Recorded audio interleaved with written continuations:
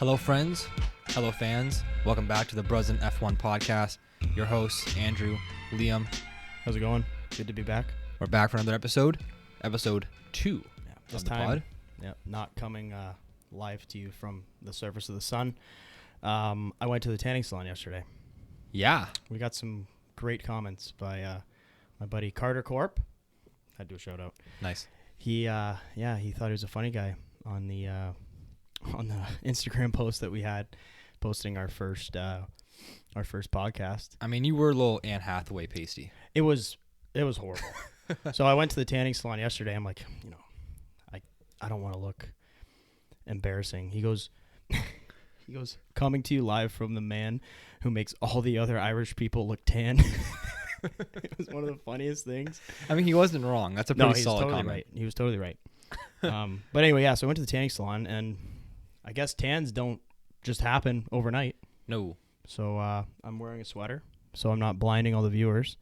That's how they rope you in, though. They tell you, oh yeah, one-time tan, you'll be like, bronze skinned.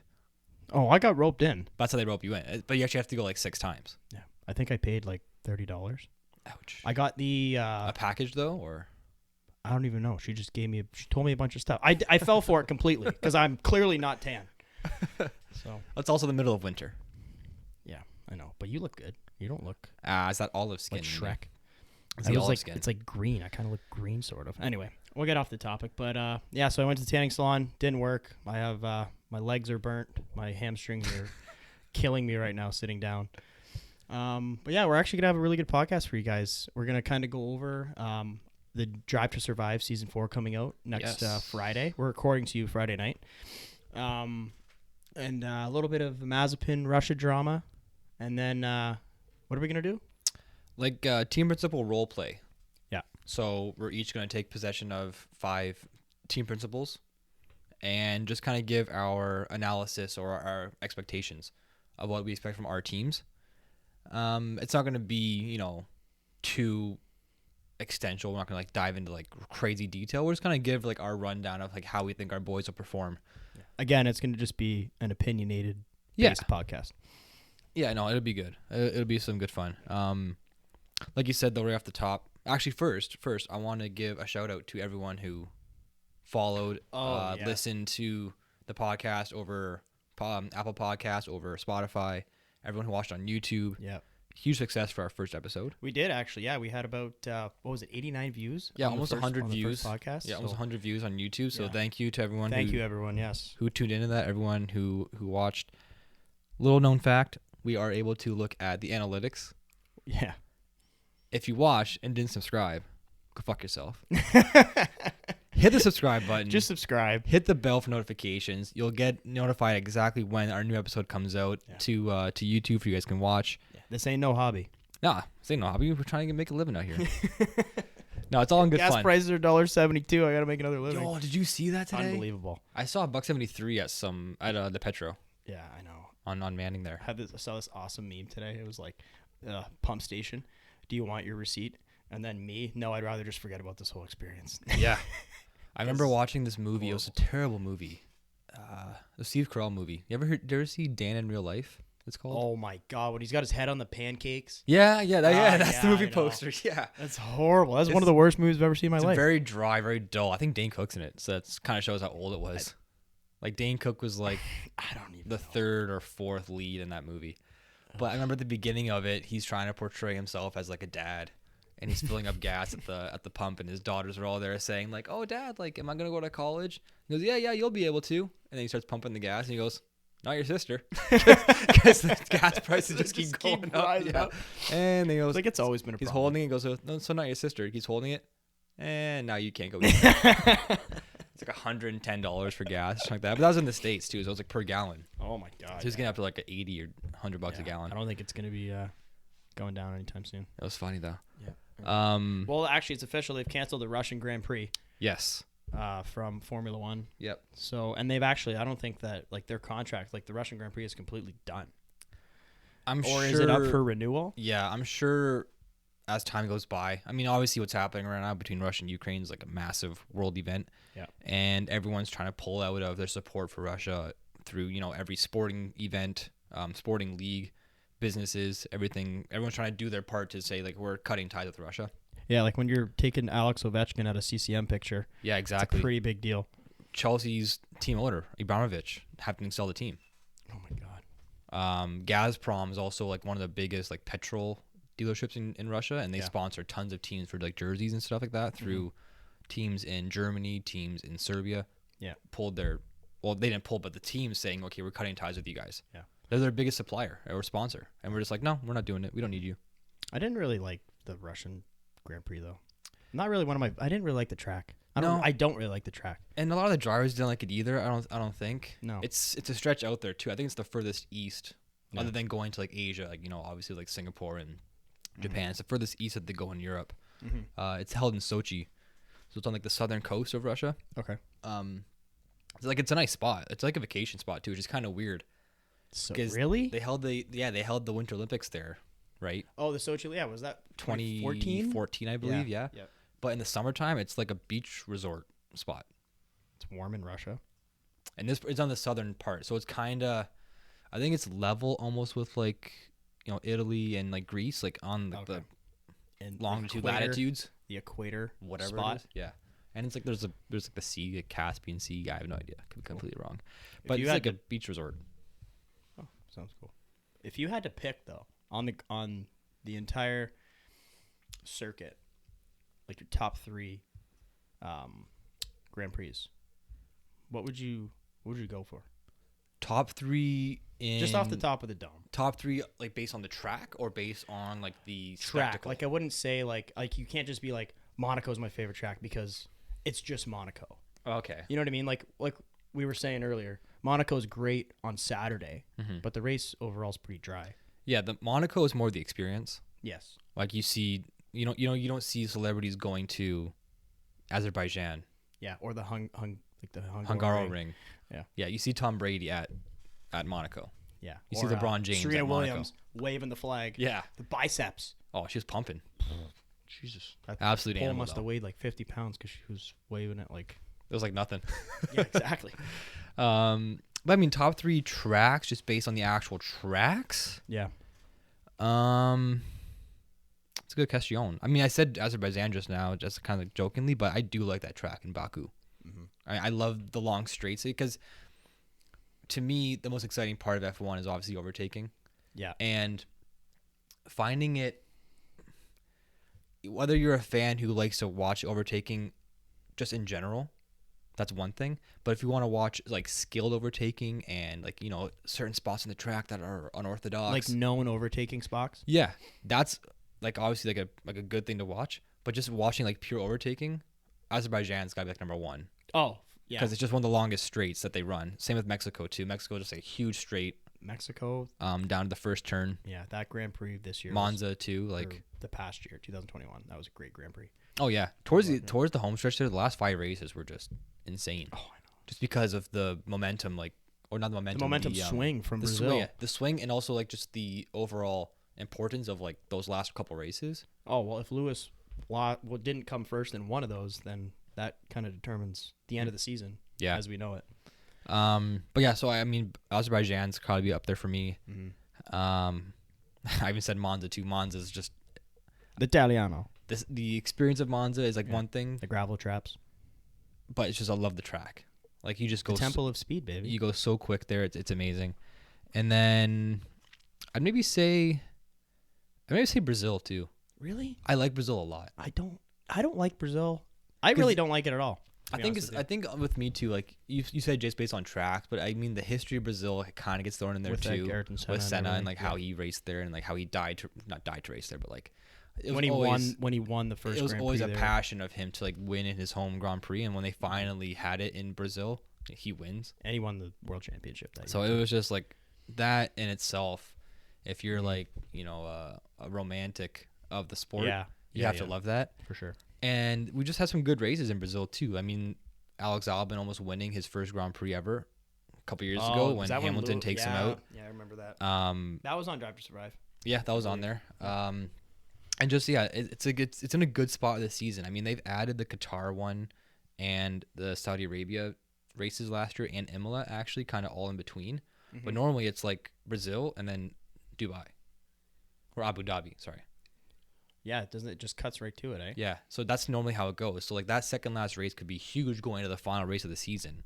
Okay. This one they kind of changed it a little bit because they added the other 3, but I just love the track. I don't know, and there's such a huge passionate fan base in Brazil too. It's kind of sad that we don't have a Brazilian driver in the field this year or in the last couple seasons. Yeah. What about you though? My favorite. What tracks do you like? Yeah. Well, I completely have to agree with you with Baku. After watching the race this year with the drama of when Stroll blew a tire on the main straight, and then Max blew a tire on the main straight, and then inevitably that forced a restart, and it with 2 laps left or something like that. I think it was 2 laps left. Lewis leaves his brake coolers on or his exhaust. I don't know what it was. It was the magic button. Yeah, I think the tires didn't. It was cool something down with the brakes or something. No, it was the brakes. Like the car wouldn't stop. Like, you don't remember the smoke that was coming from it? That's right. So like he didn't. I don't know if he locked up, but when he went sliding, He did lock up. Did yeah. he? Yeah. When he went sliding in, like the car, it clearly just didn't stop. And then Sergio went through, and then Vettel went through, and then that kind of was nice. Max didn't finish that race. Stroll didn't finish that race. But yeah, like you were saying too, the overtakes and the high speed. Like when you come out of that chicane, you know, the one that's really close to the tower. Yep. I don't know the turns, but then you come in the castle, on that, like back the castle section. Yeah, it's like a sweeping left. Yep. And they're flying around it. And the fact that it's a city circuit too, I really like obviously those because it's close quarters. There's not a lot of runoff area, so if the drivers make a mistake, then you're in the wall. This year, I think watching the Netherlands at Zandvoort was really cool. I think that track that has the camber walls on it. The banking, yeah. And each driver would take a different line. So some drivers would go high. Some drivers would take the low corner. But if you go high, it's going to like slingshot you out. I just thought that was a cool track. It's just different for Formula One because, you know, if you go NASCAR, you go Indy circuits and stuff, they have the banking. That's how NASCAR cars, you know, they just go up, and that's how they can keep their speed. But for Formula One, I think it was kind of different because not a lot of circuits on the track,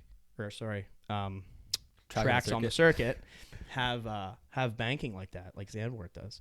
And it's cool too because so many of the tracks are very much like as you see them.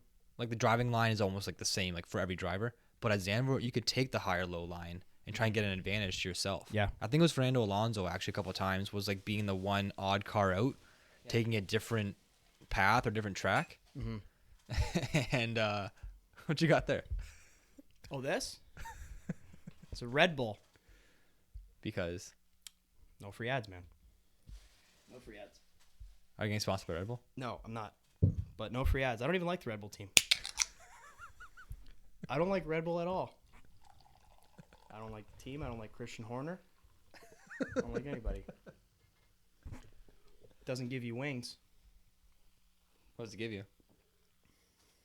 A boner. Yeah, thirst quench. Anyway, but I do like the Red Bull Ring. That's a great track too. I wouldn't say it's one of my top 3s, but yeah. So yeah, Zandvoort's super cool. That's awesome. I like Spa. Spa's a good one. I really like Spa. It sucked the 2021 season. Obviously, got rained out. I would have liked to see that race pan out though. George Russell was in P2. Yeah. In qualifying, would have been pretty sweet. No, that would have been awesome for sure.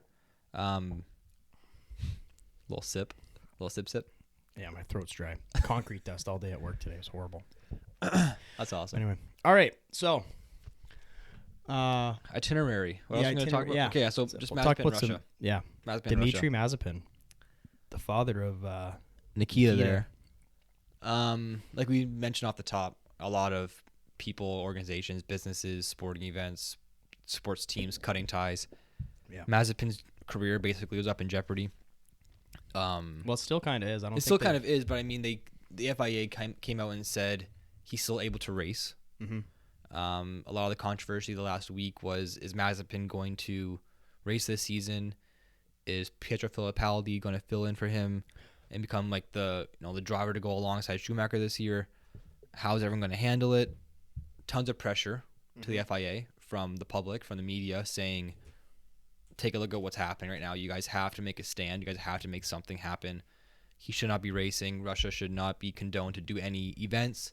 Mm-hmm. The FIA deliberated, came out and said he can race, but the word Russia, the flag, the colors, nothing can be shown, basically. I'm pretty sure he has to sign a waiver saying that he doesn't condone what Putin's doing too.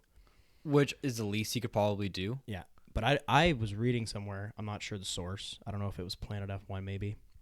Just saw it on Facebook. And it was saying that he does support it. Like, he's all in on it. And then I know his dad has kind of ties with Putin. He was in, like, the business meetings prior, like 8 days prior to the invasion on the Thursday last week. So, yeah, I don't know, man. The future's not really looking bright for Mazepin right now. But speaking of Brazilian drivers, Pietro Fittipaldi, that would be great. Like you were saying, it'd be great to get a Brazilian back into a car, and it'd be great for the Brazilian fans. Yeah, no, it would be good. I mean, it's tough for us to say like if a guy should lose his job or not. That's what it comes down to. This is their job. It's not like he wanted to invade Ukraine. No, and that's kind of the backlash that's getting put out there by some other people saying the Russian people had nothing to do with this. Like right now, by all these people cutting ties with Russia and crippling their economy, it's affecting the people most that live within the country that just go like their day by day. The billionaires and millionaires have their stuff safe. Like they're fine.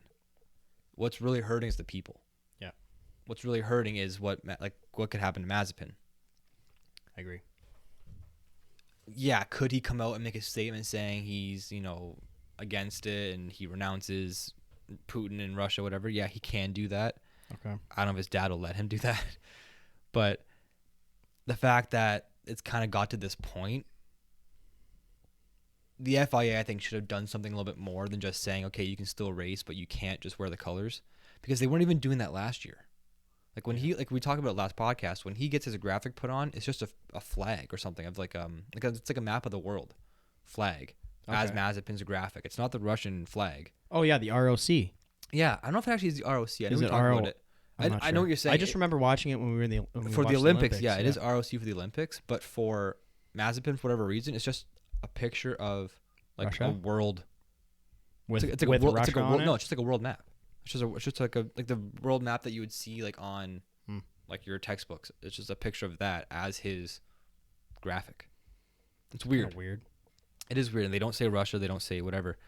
So if they were already doing that because of previous things that Russia has done, why don't they just continue that? Like I don't know why they're making him. Yeah, but I mean at the same time, Mazepin as a racer last year, his highest finish was like P14. He had 6 DNFs. Yeah, not the greatest. And one didn't start. He didn't even start the last race in Abu Dhabi. Was that COVID? It might have been COVID. I'm not sure. Maybe. Yeah. But like, I'm looking at his stats right now. Like 17th, 18th, 19th, 19th, 17th, 20th, 18th. But 19th. he's also racing for Haas. I know he's racing for Haas, but I mean, it sucks. But I mean, come on. I know. I don't know. Well, I mean, like at the same time though, I understand Haas needs the money, and Uralkali is the Eurochem like sister company for Dmitry Mazepin, and he's obviously funding a lot of money to the Haas team, right? But could they go elsewhere? I don't know if this Fittipaldi's does he come from a rich family like with a good background that could possibly be an asset to Haas? It's something we should know.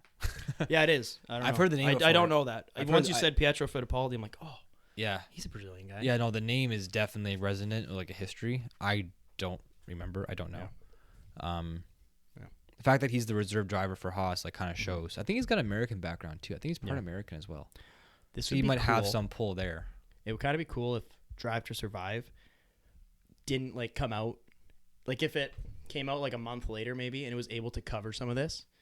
It could maybe have an episode on the drama of Nikita Mazepin. Like some mid-season episodes, like while the season's running. Yeah, like here you go. Like drop a trailer or something like that. Mm-hmm. Or like maybe a 15, 20-minute episode. Yeah, I mean, that'd be cool. I'm looking forward to this year, season 4. Yeah, I mean, like we said before on last episode, Drive to Survive, their introduction to F1 just skyrocketed the North American culture, and even probably some like the European. Like the Europeans are obviously more exposed to F1 all the time, like more than what we are. So they get it better. They get it more than we do. Yeah. But for them just to be able to like, get the in-depth and like the behind-the-scenes stuff is obviously really cool too. And then for the American culture, North American culture, just to see it for the first time in like a cinematic way. Because like, who's gonna wake up at 6 a.m. to watch a race in Abu Dhabi or someone that doesn't have any background yeah already with Formula One. Yeah, they're not gonna care. Like I know I have a lot of like Italian friends who their parents loved watching Ferrari because they grew up with, you had Schumacher coming into Ferrari, and that's when it was huge, and that's when we were born. I was born in 98. Mm-hmm. So I was a baby all through the whole Schumacher era. But, their parents watched it. They grew up. They'd throw it on Sundays. I'm not sure they watched every Formula One race, but like we do have a pretty big Italian community in Windsor. Oh, for sure. So a lot of Ferrari fans. Yeah. But yeah, I mean, outside of Drive to Survive, I probably wouldn't have gotten into Formula One, really. It was my gateway sort of to take interest in it. And, it's worked out ever since. Started a podcast about it. It's kind of funny because you're just like, I watched a Netflix documentary. Now I'm on a podcast. Now I'm an expert. Yeah, exactly.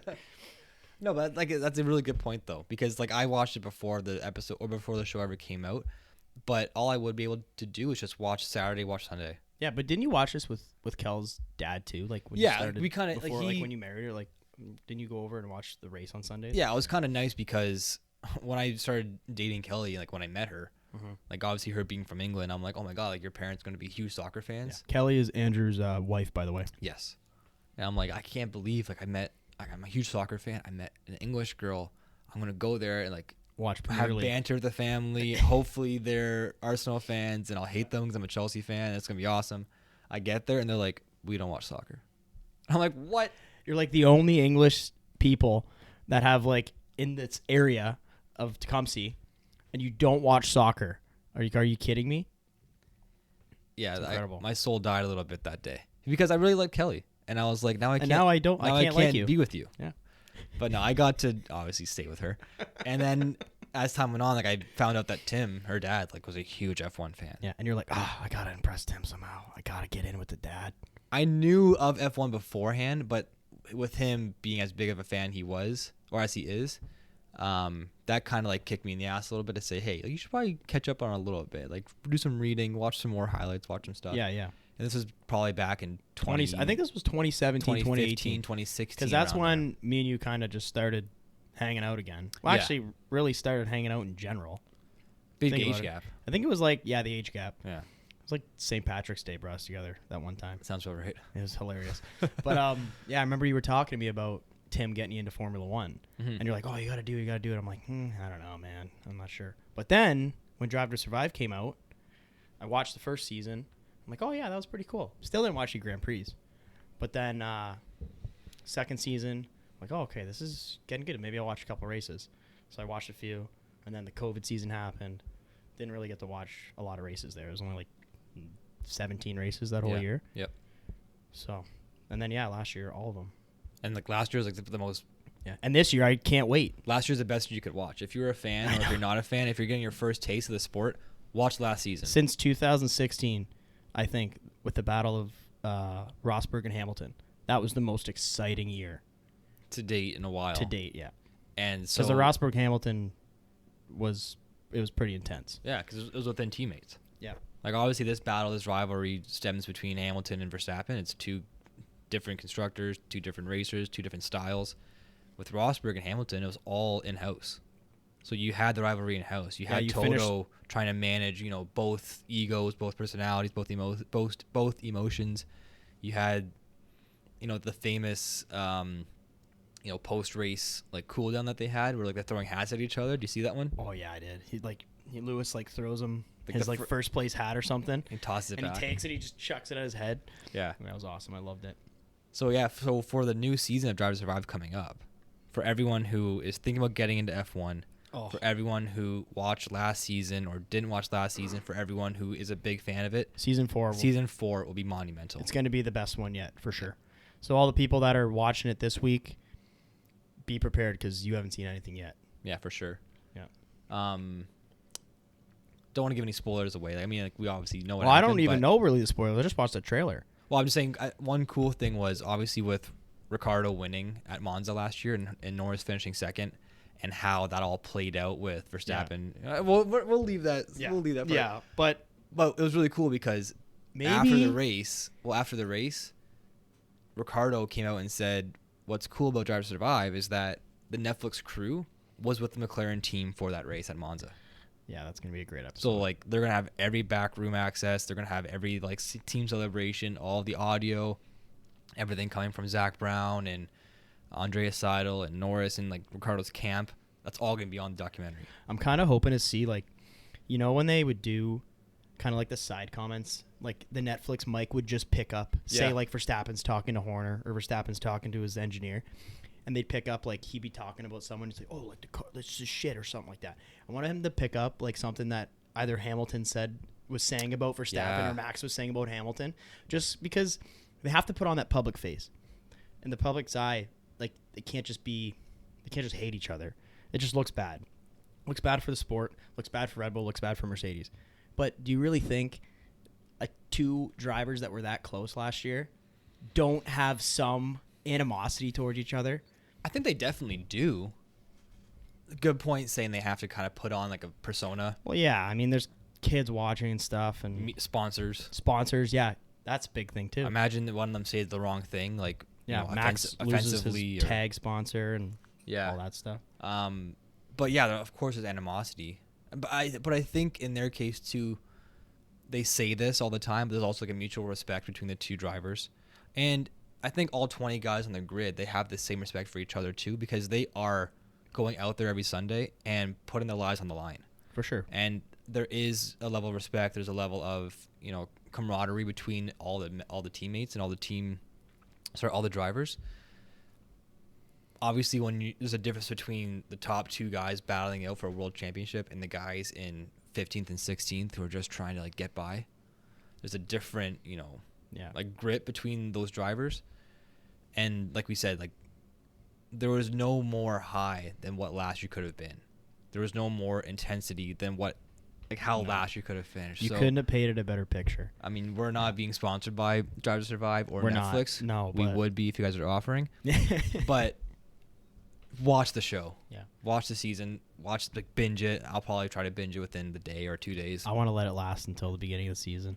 Ooh, I don't know if I'm going to be able to. I won't be able to. But let's just say I haven't been able to watch just one episode at a time. It's going to drop next Friday?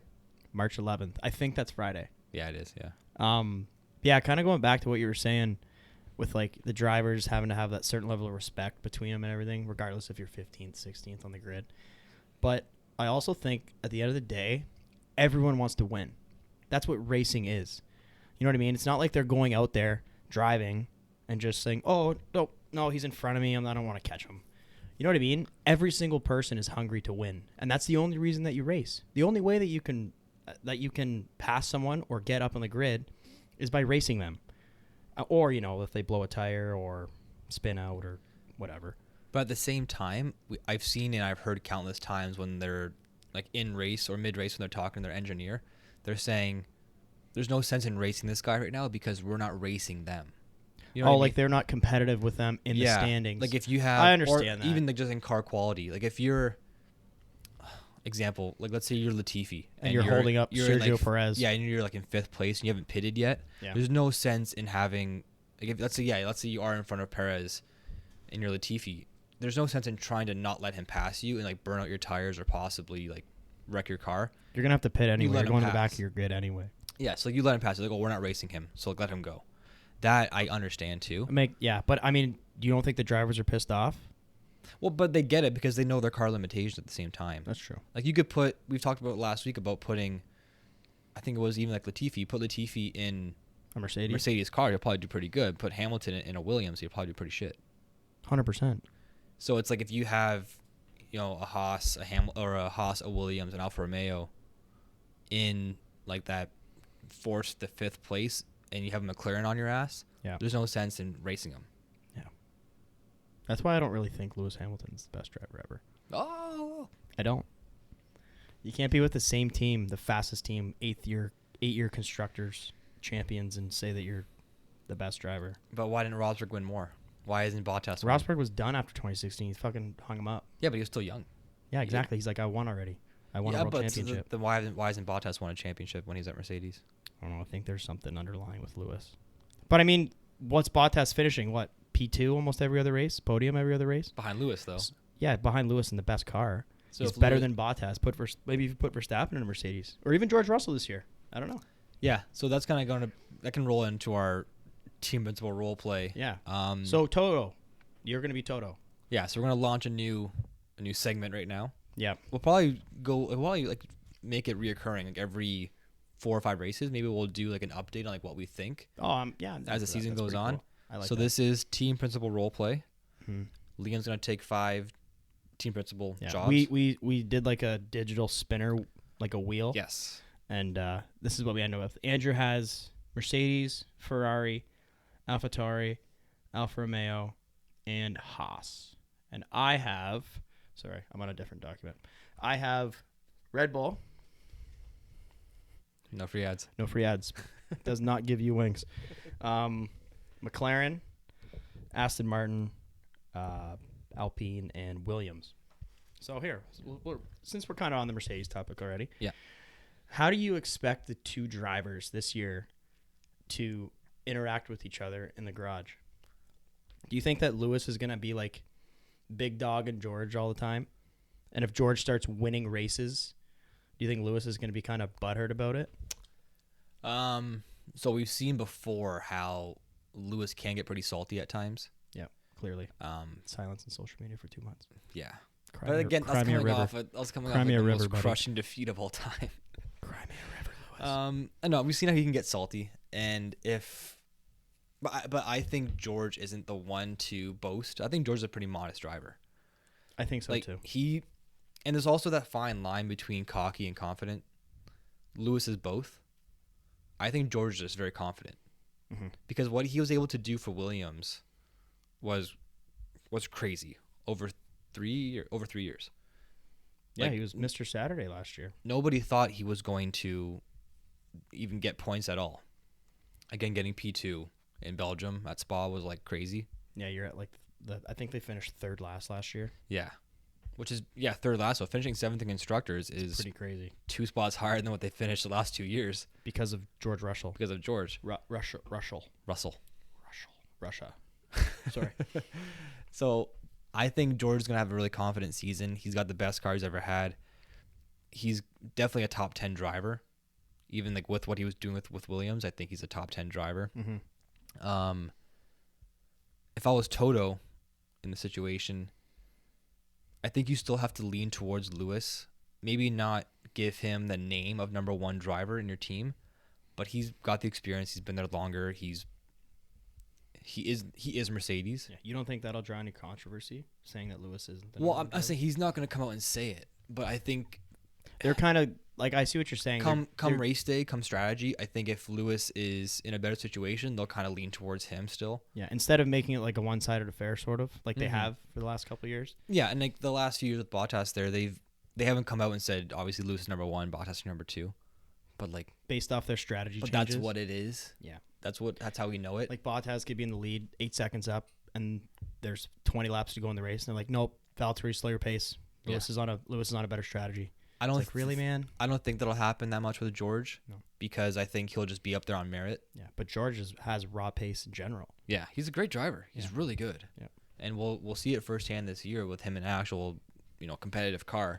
For sure. I think that they'll probably repeat as constructors championships or champions.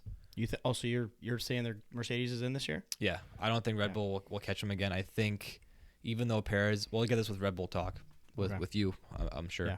Oh, sorry. Speaking of finishing like first in constructors, the F1 Fantasy. Yes. So before we forget about this, okay, yeah. Andrew and I, we created a league it's on the Formula One website. It's a fantasy league sort of for Formula One. So what you do is you pick 5 drivers and 1 constructor team. Yes. And I'm not sure if it's per race or if you whatever picks you get, that's what you have for the entire season. So basically what you get is $100 million spending cap, right? That's your budget. Yep. And you can pick So say Max Verstappen's worth 31 million, Lewis is worth 34 million. You can pick those drivers, but then you're only left with what 76 million. Yeah. And then also you can pick teams. So Ferrari, for instance, is worth 25 million, which you have to pick. So you can kind of budget who you think is going to do well, and if it's your first pick, then you might be stuck with that for the whole season. We don't know yet because there's no races that have started yet. Yeah. But if you guys wanted to get into the fantasy, let us know. Message us on our Instagram page or Twitter, and Andrew will send you our code to enter our league. Yeah, it's you called guys. the BRZN F1 team. Yeah, you guys could even email us too at BRZNF1@gmail.com. Yeah. And we'll get your email. We'll get your information. We'll be able to reply with you. The code to join a league. I played in this once before, but I think they changed the rules. Okay. For this season. Yeah. So yeah, it's not very clear if it is a per race where you set a roster, or if it's you lock them in for the whole year. I'm not totally sure. Yeah, I don't know yet. I've never done it. So be wary of that when you're making your team. Do you want me to be like, these guys make sure, forever? Yeah. Because I might have already made a mistake on mine that I can't take back. Yeah. So your team it's a pretty solid team though. I don't want to give away who I got. No, yet. I'm not. No. I don't want to say who I got, but just be wary of that. If you lock in your team, did you calculate that? I did a little bit. How much did you have left on your budget? 0.5. Wow. To a T. Yeah, it was pretty close. Nice. Those are great picks.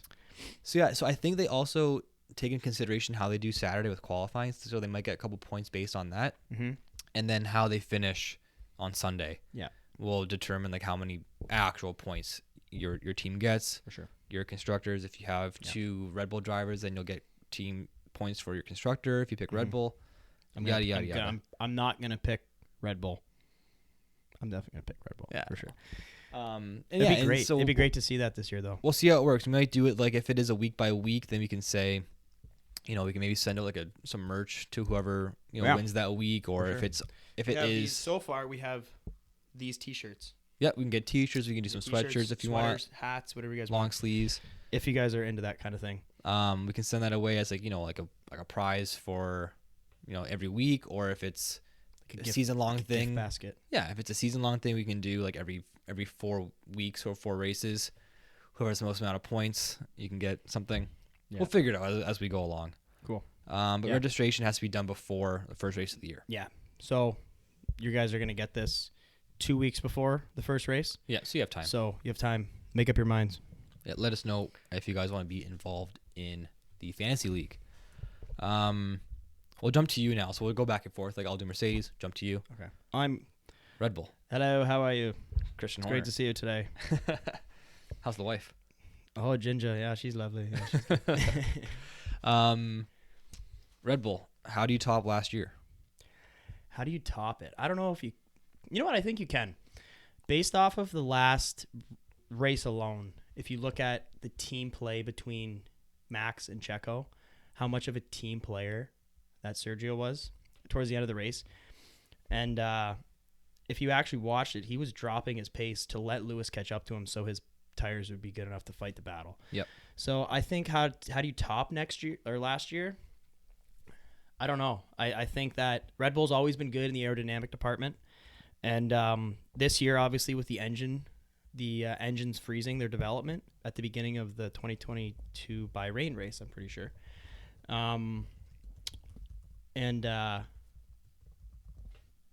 Sorry, here, one sec. I was trying to read that at the same time that you were typing there. It just dropped me notes. I was trying to be discreet by it. Clearly, it didn't work. Okay. So the names of my team principals. Yeah. I have Christian Horner. Yep. I got Andreas Seidel. Yep. And Zach Brown is actually the CEO of McLaren, not the team principal. Obviously, he's really up front. Heavily involved in the team. And then I have Mike Crack on Aston Martin, team principal. And Otmar Safnauer for Alpine and Jos Capito for Williams. All right. So, anyway, but yeah, I don't know how you'd be able to top last year's season. Like I was saying, the aerodynamics department, Red Bull's always been good. And again, the engine development is done. Like you can't touch the engine anymore. And I think that Mercedes, their upper hand that they had always the last 8 years is they've had the power unit to deliver on the straights. they were able to get an extra 25 kilometers out of Lewis's car at Brazil this year. So he came from the back of the grid all the way, and he won the race, which was actually, that was pretty crazy. Not a Lewis guy, but that was unbelievable. But I think that they might struggle this year because, their car is really durable, but at the same time, I don't know how the aerodynamics are. Red Bull does really good in the high elevated tracks, like Styria, the Styrian Grand Prix, the Red Bull Ring, in Spa, thinner air, right? And I don't know what the team does, obviously. I'm Christian Horner, I should know, but but don't reveal your secrets. Yeah, I can't reveal the secrets at the time. But I don't know. I think they're gonna do really well this year, and even last year, the Constructors was really tight going towards the end. Like, you had Mercedes at 613.5 points, and Red Bull was at 585.5. So, really, the last 3 races were the make or break for those teams. Obviously, Lewis came ahead on top, which kind of got them those extra 30 points. Yeah. So, anyway, I think it's going to be a close season, and I know you have actually here. So, how do you think Ferrari's going to fare this year, Mattia? So, I think Ferrari is destined for a big year. I agree. Them finishing third last year was kind of a surprise, I think, because, the dream team of McLaren with Ricciardo and Lando, they were like coming off a pretty high season before that, with also Lando doing as well as he did in the last year of Carlos Sainz there. The move from Sainz to Ferrari, I think, was a little premature. Sainz is a great driver. Don't get me wrong. I just don't know if he was ready for that jump to Ferrari yet. But that being said, he kind of put my money where my mouth is, and like he had a really good season last year with Ferrari. He did. Him and Leclerc were back and forth. Always like swapping places on the grid. Let's see what he got in points. In podiums here. Sainz got 164 points. He was 5th in the driver's standings. Yeah. And Leclerc was 7th. Yeah, so think how close they were. They were basically 5 points off from each other. Yeah, which is like Lando splitting the difference. Yeah, really. if you want to talk about consistency with your drivers, look no further than what Sainz and Leclerc did together at Ferrari. Yeah. And I think with their testing results so far in Barcelona, with them doing as well as they did, having no failures, no breakdowns, being able to put in like tons and tons of laps, tons of research, this is the season that they really need to make a big leap forward, because last year there was no touching Red Bull and Mercedes. They were in a league of their own. With Ferrari finishing third in Constructors, which I think they finished 5th the year before. I believe so. In 2020. I mean, just that jump right there. It's not like they need the money, but like just that jump just shows their change in performance. They finished 6th. They finished 6th in 2020. In 2020, yeah. Renault was 5th, and Racing Point was in 4th. So I mean, just that's terrible, like from the Ferrari standards. For Ferrari, and that was Vettel's last season. That was like the whole not putting any money into the engine, into the power unit, and it really showed. That car was like, a Zamboni in the straights. It was terrible. Zamboni. Hashtag. That's shout out all the Canadians out there who'll get that. So I think last year Mattia Binotto had to be a very happy guy. He was a miserable fuck the year before that with how the team went.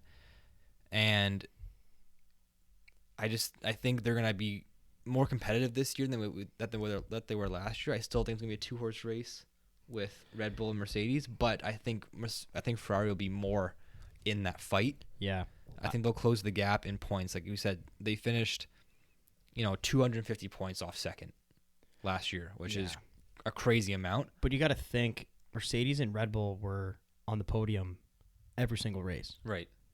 No, I know. I get that. And it was a lot of time, Sainz finishing 4th or Leclerc finishing 4th and Sainz 6th or something. Mm-hmm. I think this year to be more competitive that way. I think they'll each receive more podiums than what they got last year. Even throw a race win in here and there. We don't know what's going to happen. I agree. This is the ultimate season of just unknowns. You could have a huge jump in a team like Alpine jumping to like getting more points and more race wins. Pierre Gasly could get another race win this year. We never know with him in the AlphaTauri. It's going to be. Imagine he won again at Monza. I wouldn't be surprised. That'd be banana land. I mean, it was for him to win when he did. Everything had to go right. That was a crazy race with like tons of red flags. All the stars aligned for Pierre that race. Yeah, for sure. And he thoroughly deserved it. I just think, yeah, Ferrari. It's a very confident Ferrari group going forward. Another year for Leclerc, another year for Sainz at Ferrari. Leclerc has been there since 2019, so he knows what it's about to be part of the Ferrari brand and like be Mr. Ferrari. That's what he is, right? Yeah, he's kind of a veteran at this point in Ferrari. When did he start? 2018 he went to Ferrari? 19. 19? Yeah. So this would be his fourth season with Ferrari. Oh, sorry, third season with Ferrari. Yeah. And third season with Ferrari. And yeah, race wins, totally up for grabs. Finishing third in Constructors, pretty tight battle, I think, going to be between them and McLaren this year, closer than what it was last year. But Ferrari, tons of support for them. Yeah. I think they'll do great this year. Okay, thanks, Mattia. Yeah, you're welcome. To you, sir, Mr. Andreas Seidel. Oh, Mr. Andreas Seidel.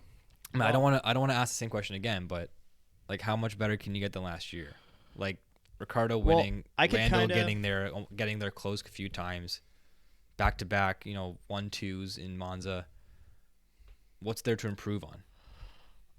I could kind of relate it to Ferrari's situation a little bit because you've got two teams, obviously McLaren finished fourth last year, right?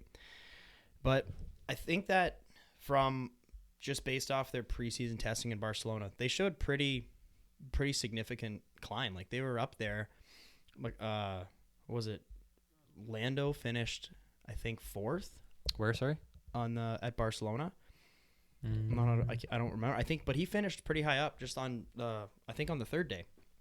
And I think from the teams in testing? In testing. Oh, yeah, sorry. McLaren I thought you were had a the race great last showing year. at testing for sure. Yes, he did. He did.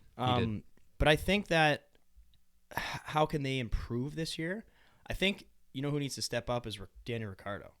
Because if you look at the point spread between Ricciardo and Lando, Ricciardo was like 115 points last year, and Lando was 159. But Ricciardo had one race win, and there's another 25 points right there. Mm-hmm. So if he didn't get that race win, he would have been down with like Gasly and Vettel, like down kind of at that level. Yeah. So I think that Ricciardo needs to kind of pick it up a little bit this year. I know he was having a hard time getting used to the car, and it's completely different, obviously, coming from Renault. But I think that's where their team was lacking last year, was Ricciardo wasn't picking up the pace as Lando, because Lando had a lot of great races last year. Great qualifying rounds. And with Lando, too, like his first season with McLaren, like a couple years ago, mm-hmm. he showed promise right away.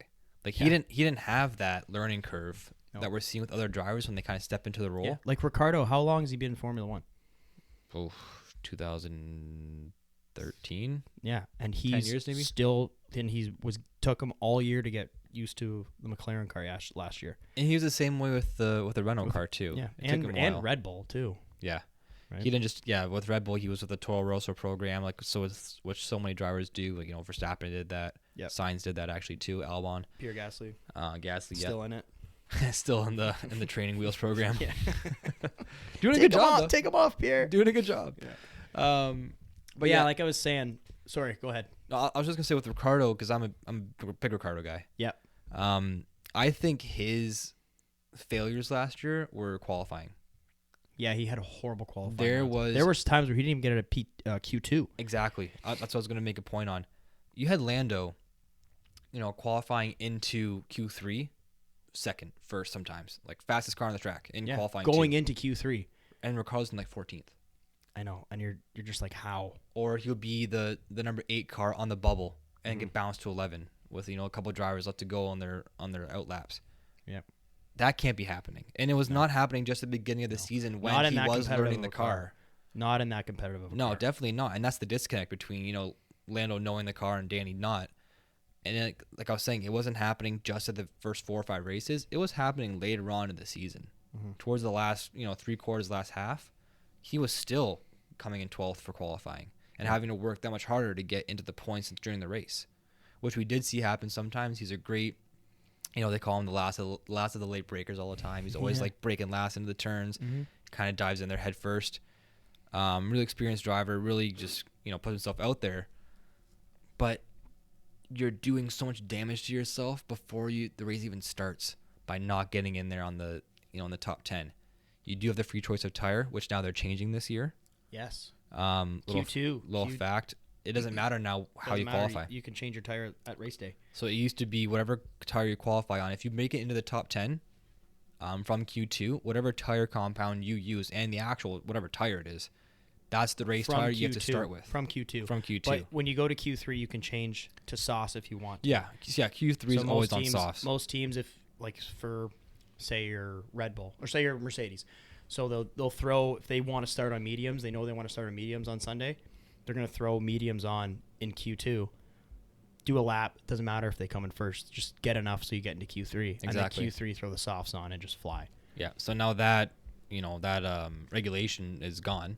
So you can start on any tire you want. Which is kind of awesome. It's awesome. But at the same time, though, think about strategy. It does change strategy because you show up to race day and you see, say it's Verstappen and Hamilton, 1-2.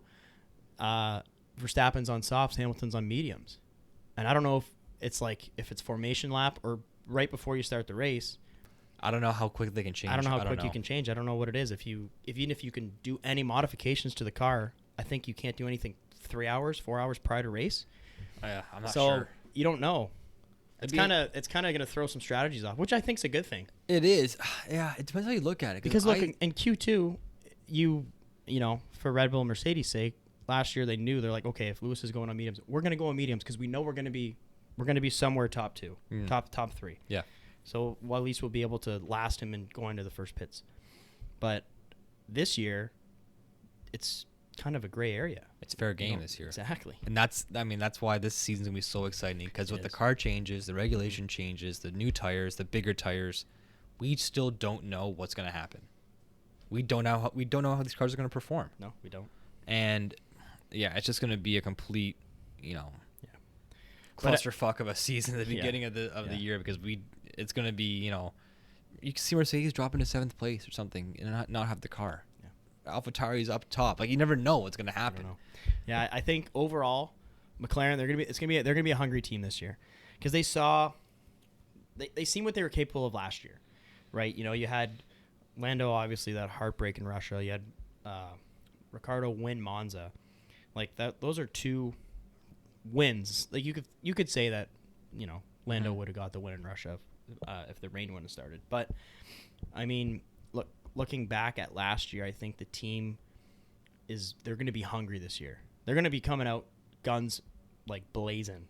Mm-hmm. So it's going to be exciting to see. I think they're going to be competing for top 3. I think they're going to be up there with Ferrari. It's going to be a really close battle between those 2 teams. How crushing for Norris is that Italy was the race before Russia. So they come off finishing 1-2 at Monza, and then they go to Russia. I don't know if it's next week or whatever. Did they go 1-2 at Monza? Yeah. Oh, it was 1-2 Monza, and then the very next race in the calendar was Russia. God. So he drops from 1st to 7th in 3 laps. That's incredible. Next up it's me. It is you, sir. Franz Toast. Yes. How are you feeling about AlphaTauri's performance last year, and how do you think that Yuki is going to perform this year, coming off his rookie season? So last year with AlphaTauri finishing in 6th place, I think that's kind of where they were going to be slotted no matter what. Yeah. Expected. They're expected to be there. Going into the season, you had your top 3 probably already slated as Mercedes, Red Bull, and then Ferrari or McLaren. We didn't know. Yeah. And then that 5th, 6th spot is probably where they were going to battle. And then finishing only 13 points off Alpine, who finished in 5th, is the battle that we probably thought they were going to be in. I mean, if you want to look at just the 2 drivers that you had racing for them, Pierre Gasly, stellar season. Great season. For him being in that car again, coming off, you don't want to call it a tragedy, but coming off him collapsing at Red Bull and getting into the Toro Rosso, changing it to AlphaTauri, changing the branding, for him to go through that decline and then having the high that he had at Monza, for his confidence, that must have just put it sky high. Yeah. So for him coming into this season last year with a fresh start, I think he was very confident. He qualified, P or top 5 like so many times throughout the season. Didn't always get the results. Even if he did qualify top 5, he didn't always finish top 5. I saw him in P4 like for almost every race that I can remember. Like, I just like remember for qualifying? I remember watching like you'll watch a fight between Verstappen and Hamilton, or you'd watch like maybe a fight between Alpine and Aston Martin, and then you just look at the leaderboard and there's just Pierre Gasly in no man's land, 4th place. Just quietly. This guy's just like he's a silent assassin. Yeah. For 4th place. Yeah. He's like the Kevin Kisner of like top 20s in golf. This guy just loves P4. It's hilarious. Kisner, death taxes and Kisner finishing top 25. Yeah. It's no hobby. Gasly had 13 top 10 finishes last year, which that's a lot.